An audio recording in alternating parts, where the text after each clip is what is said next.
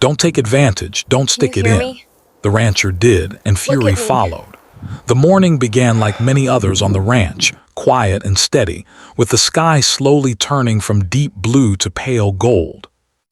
The land stretched wide and open, fenced by old wooden posts and wire that had been repaired more times than anyone could count. The rancher, a man in his early 40s, had lived most of his life here. People in nearby towns knew him as hardworking, stubborn, and proud of what he had built with his own hands. He trusted the land, the animals, and his own judgment more than he trusted people. That morning, he saddled his horse and rode out early, checking the far fence line. Dew still clung to the grass, soaking his boots when he dismounted. Everything looked normal. The cattle grazed calmly, the barn stood solid, and the house on the hill caught the first sunlight. From the outside, nothing suggested that this day would be different. Later, back near the main barn, workers began arriving. Most were seasonal hands, men and women who depended on the ranch for steady pay. Among them was a young woman who had been working there for a short time. She kept to herself, did her work quietly, and followed instructions carefully. She respected the rancher because he was her boss and because on a ranch, authority mattered. As the day went on, the rancher noticed her more than usual. He told himself it was nothing, just keeping an eye on the work. Still, his attention lingered. He gave extra instructions, asked her to help with tasks that usually didn't require two people. Each time, she nodded and did what was asked. She didn't argue. She didn't complain. Around midday, one of the older workers pulled the rancher aside. The man had been on ranches his whole life and had seen enough trouble to recognize the signs early. His voice was low and serious. "Be careful," the worker said. "Don't cross lines. Don't take advantage of people who depend on you." The rancher laughed it off. He said the man was overthinking things, that this was his ranch and he knew what he was doing. He clapped the worker on the shoulder and walked away, the warning already fading from his mind. But that wasn't the only warning that day. In the afternoon, the rancher stopped by the house for water. A woman who lived nearby, someone who knew the ranch well and had known the rancher for years, happened to be there. She noticed his mood, the way he spoke, the restless energy in his movements. She looked at him closely and said something that caught him off guard. "Don't take advantage," she said firmly. "Power isn't permission. Don't do something you can't take back." Her words were clear, not angry, not dramatic, just honest. She had seen men make mistakes before. She had seen how fast respect could turn into anger. The rancher felt annoyed. 2 warnings in one day felt insulting to him. He told himself people were judging him unfairly, treating him like he couldn't control himself. In his mind, he was still the man who worked harder than anyone else, the man who paid wages on time, the man who kept the ranch alive through bad years. He left the house without answering her. As the afternoon heat settled in, work slowed. The rancher called the young woman over to help him move supplies in a storage shed away from the main yard. The shed was old, built of rough wood, its door creaking loudly when opened. Inside, dust floated in the warm air, and the light came in thin lines through cracks in the walls. She followed him in, carrying a box, doing what she had been told. Her body language was careful, reserved. She kept space between them when she could. The rancher noticed this, but instead of stepping back, he felt challenged by it. In his mind, he told himself he was just talking, just giving instructions. He ignored the uneasy feeling that had started to grow. The moment passed quickly on the outside. Nothing loud. Nothing dramatic. No one nearby noticed anything unusual, but something shifted inside that shed, something that could not be undone. When they came back out, the ranch felt different. The air felt heavier. The young woman avoided eye contact. She finished her task silently and left earlier than usual, giving a reason that sounded practiced. The rancher watched her go, feeling a strange mix of irritation and unease. He told himself again that nothing serious had happened, that people misunderstood things all the time. He went back to work, but his focus was gone. The land that usually calmed him felt distant. That evening, as the sun set behind the hills, he sat alone on the porch with a cup of coffee gone cold. The warnings from earlier replayed in his mind, unwanted but persistent. He pushed them away, convincing himself that tomorrow would be normal again. But elsewhere, the young woman sat with someone she trusted, her hands shaking as she spoke. Her voice was quiet, but her words carried weight. She explained what had happened, how she felt cornered, how the rancher's authority had made it hard to speak up in the moment. The person listening didn't interrupt. When she finished, there was silence, and then anger. That night messages were sent, calls were made. What had happened on the ranch did not stay on the ranch. The rancher went to bed believing he still controlled the situation. He did not yet understand that the warnings he ignored were not just advice. They were a chance to stop what was coming. By morning, the calm life he knew would already be beginning to crack. Morning came, but it did not bring peace. The rancher woke before sunrise as he always did, yet something felt wrong. The quiet that usually comforted him now felt heavy, like the land itself was holding its breath. He sat on the edge of his bed for a long moment, rubbing his face, telling himself the strange feeling would pass once the day started. Outside, the sky was pale and cloudy. The air carried no warmth, even though it was supposed to be a warm season. He stepped onto the porch and looked across his land. Everything was still there, the barns, the fences, the fields, but it felt different, like it no longer fully belonged to him. When he reached the main yard, he noticed something unusual. A few workers were already there, but they were quiet. Normally, mornings were filled with small talk, jokes, and the sounds of laughter mixed with work. Today, voices dropped when he walked by. Eyes shifted away from him. One man who usually greeted him with a nod simply turned his back and kept working. The rancher told himself he was imagining it. He checked the work list and noticed the young woman was not there. At first, he felt annoyed. She had never missed a day without notice. He asked one of the workers if they had seen her. "She won't be coming today," the worker said without looking up. "Why?" the rancher asked. The man hesitated, then said, "You should already know." That answer unsettled him. He wanted to demand more, but something stopped him. Instead, he walked away, his chest tight. As the morning went on, small problems appeared everywhere. A gate left open. Supplies moved without his knowledge. A task done differently than he had instructed. Normally, he would correct these things immediately, but today, every correction felt like it made the tension worse. People listened, but their faces showed distance, not respect. By midday, a truck pulled into the yard that he did not recognize. Two people stepped out, one older, one younger. They spoke briefly with a worker, then asked for the rancher by name. When he approached, their expressions were serious and controlled. "We need to talk," the older one said. They moved to the side of the barn, away from others, but not far enough to be private. The rancher noticed several workers pretending not to watch while clearly listening. The older person explained that a concern had been raised, a complaint. Words like conduct and boundaries were used carefully. No accusations were shouted. No insults were thrown.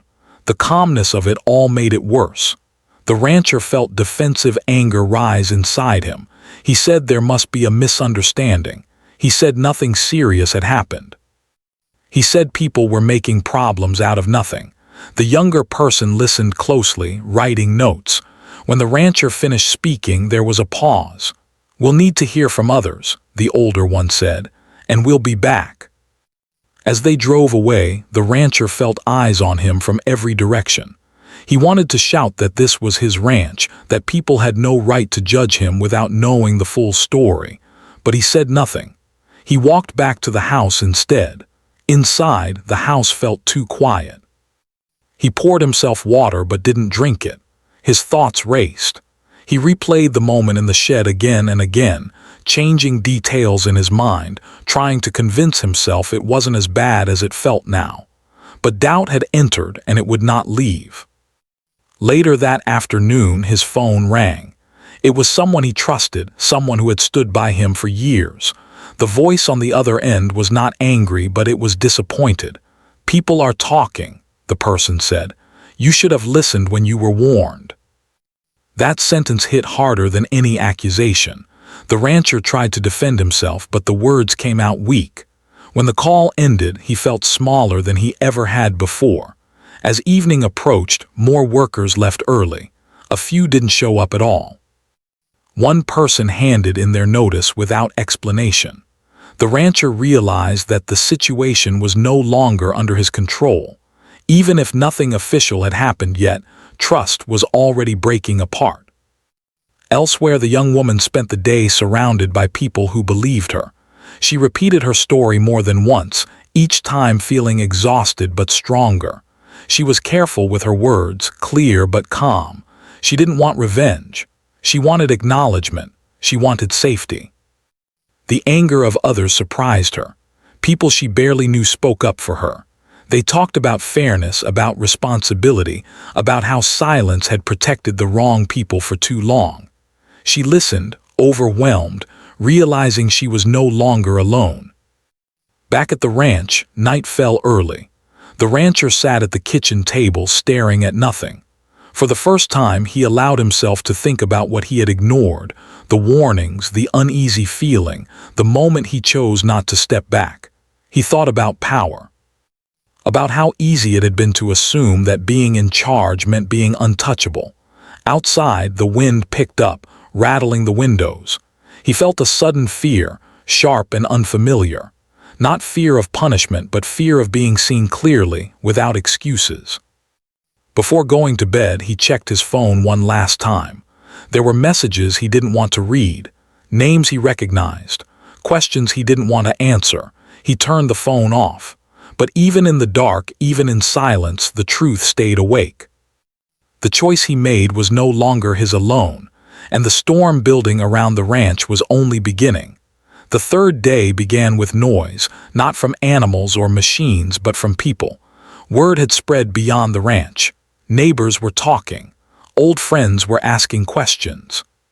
Some were angry, some were confused, very few were neutral. The rancher felt it the moment he stepped outside. The air was tense, like before a storm breaks. He drove into the nearby town that morning, hoping routine might calm his thoughts. The feed store, the diner, the places where people usually greeted him with familiarity, everything felt changed. Conversations stopped when he walked in. A few people nodded politely, but their eyes held distance. Others did not look at him at all. At the diner, he ordered coffee and sat alone. He overheard his name spoken quietly at another table. No one laughed. No one defended him. That silence hurt more than open anger. It told him that people had already formed opinions. He left without finishing his coffee. Back at the ranch, 2 vehicles were parked near the gate. One belonged to a local community leader, someone respected and known for being fair. The other belonged to a relative of the young woman. The rancher's chest tightened. This was no longer something that could be brushed aside. They asked to talk, not inside the house, not privately.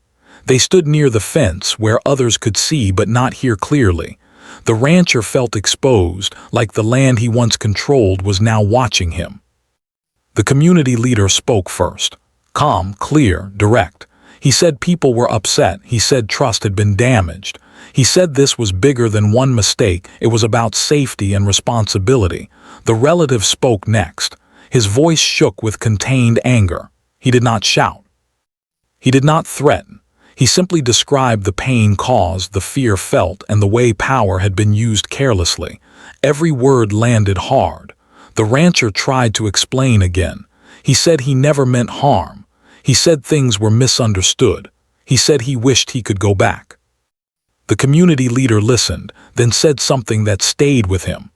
Intent does not erase impact, he said. That sentence followed the rancher long after they left. By afternoon, more workers gathered in small groups, whispering, sharing stories. Some spoke about things they had seen over the years, Moments that once felt uncomfortable but were ignored because speaking up felt risky. The rancher realized this was not just about one moment.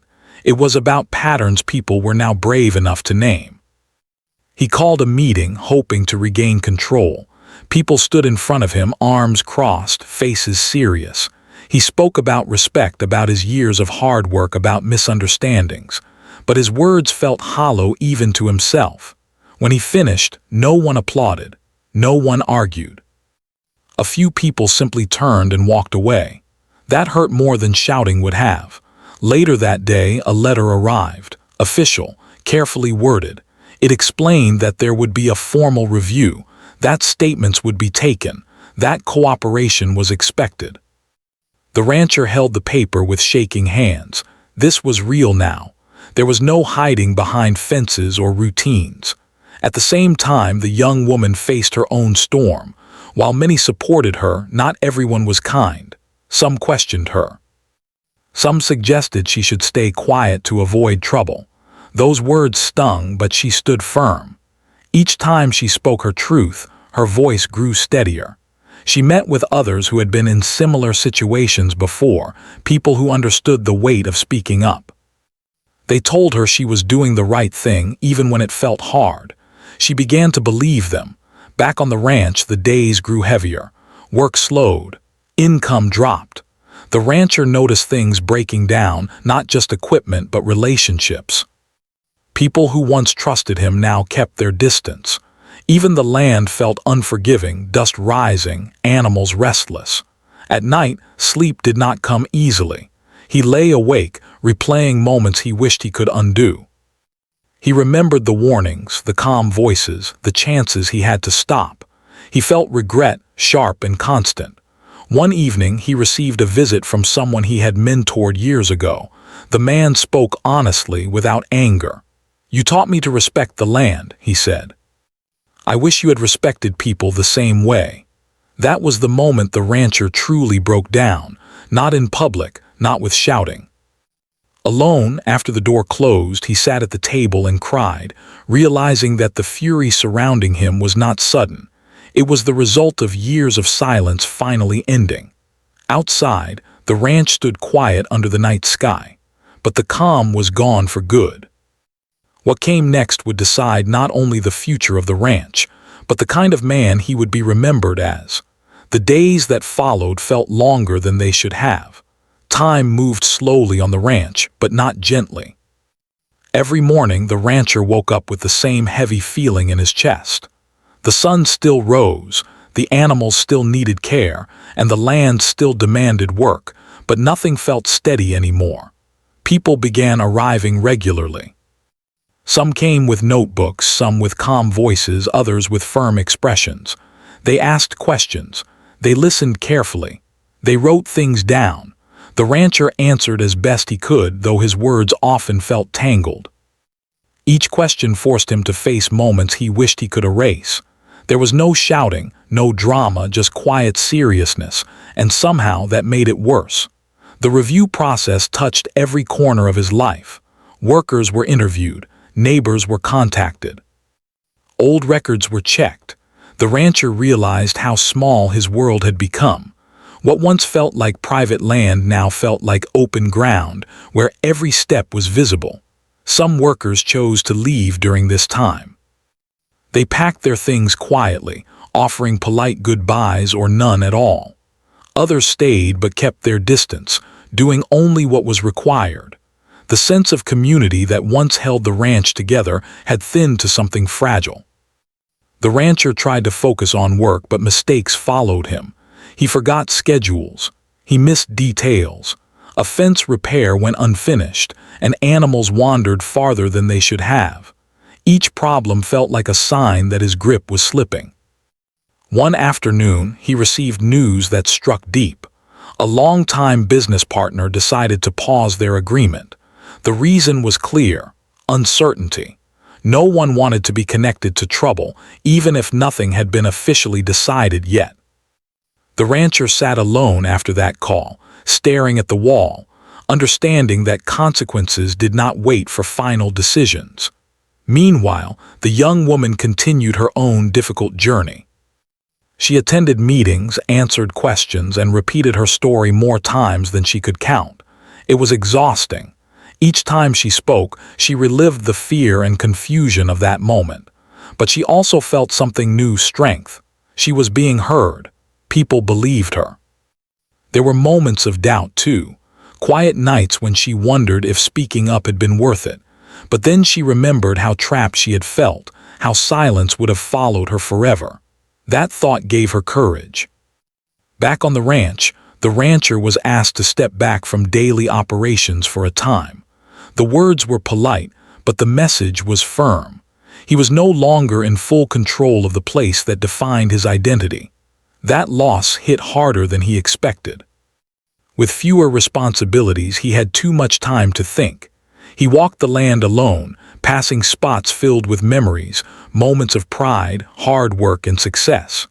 Now those memories felt distant, almost belonging to someone else. One evening, he sat near the old shed where everything had changed. He did not go inside.